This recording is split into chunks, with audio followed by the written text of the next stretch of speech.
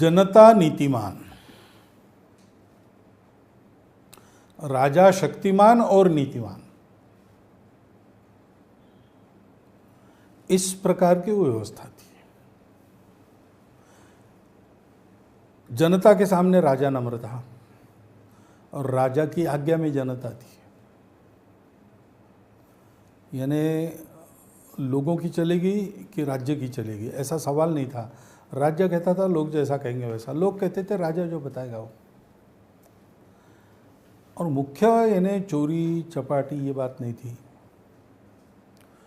नीतिमानता थी और उद्योग परिश्रम उसकी कीमत थी।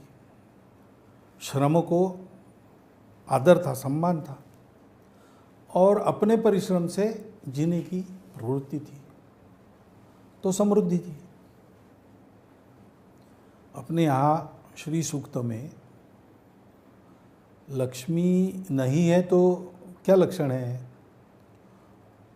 तो एक है क्षुत पिपासा अमला ज्येष्ठाल अलक्ष्मी, यानी रोग, भूख, प्यास, ये एक लक्षण है। दूसरा है क्रोध, मात्सर्य, लोभ, अशुचि, गुस्सा, आपस में लड़ाई, एक दूसरे की ईर्ष्या, किसी का भला हो गया तो उसकी टांग खींचना, भेद की प्रवृत्ति, स्वार्थ की प्रवृत्ति, और अशुभमति और अशुचि, अशुचिता है ना, अपवित्र, अस्वच्छता, ये सब अलक्ष्मी के लक्षण हैं। ये सब नहीं थे, इसमें भरपूर लक्ष्मी थी। और धन का व्यय धर्म के लिए होता था, भोग के लिए नहीं। जितने भोग आवश्यक है उतने सब दिए जाते थे, जहाँ जहाँ आवश्यक है वहाँ। थोड़ा बहुत जीवन रंग बिरंगा हो इसलिए साज सज्जा भी रहती थी उस पर, कन्वीनियंसेस भी रहते थे, नेसेसिटीज भी पूरी थी। लग्जरीज लोग टालते थे, लोगों का स्वभाव नहीं था, उपलब्ध रहती थी। इस प्रकार का जनजीवन अनुशासित, संयमित, अपने हित को समझने वाला, जागरूक, संगठित, और राजा धर्म की रक्षा करने वाला, स्वयं धर्म से चलने वाला, नियमों का पूर्ण पालन करने वाला, सत्ता को ट्रस्टीशिप मानकर उसका उपयोग जनहित के लिए करने वाला। यानी राजा बोल रहा था कि वो ये राज्य आपका है, आप करो। पिताजी के मन में यही था, वो तो हमारी माताजी के कारण आपको जंगल में भेज रही, लेकिन वो चले गए, मुझे राज्य आया है, माताजी का भी आग्रह छूट गया, तो मैं आपको कह रहा हूँ वापस चलो। और कहते नहीं, मैंने वचन दिया है ना। अब ये दोनों सत्ताधारी है, राज्य की लालच किसी को नहीं।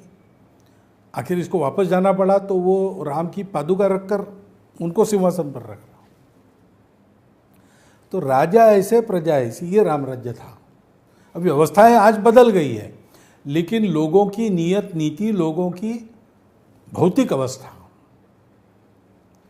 और राजा की नियत नीति, राजा की भौतिक व्यवस्था, मुझे राज्य की, राज्य शासन में जितने लोग हैं, और इस बीच जो प्रशासन है वो भी, ये इन तीनों की जो क्वालिटी है वो क्वालिटी हमको लानी पड़ेगी। उस क्वालिटी को राम राज्य कहते। उसके परिणाम ये है कि रोग नहीं रहते, अपमृत्यु नहीं होते, कोई भूखा नहीं, कोई प्यासा नहीं, कोई भिखारी नहीं, कोई चोर नहीं, कोई दंड देने के लिए कोई नहीं तो दंड क्या करे, वगैरह वगैरह। ये सारी बातें परिणाम स्वरूप है, लेकिन उसके मूल में राज्य व्यवस्था, प्रशासन व्यवस्था और सामाजिक संगठन, इन तीनों की एक प्रति है। तो राम के अवतार लेने से ये नहीं हुआ है। राम का अवतार तो बाधा हटाने के लिए था। समाज की यह स्थिति थी, इसलिए बाधाएं हटने के बाद ये सब हो गया अपने आप।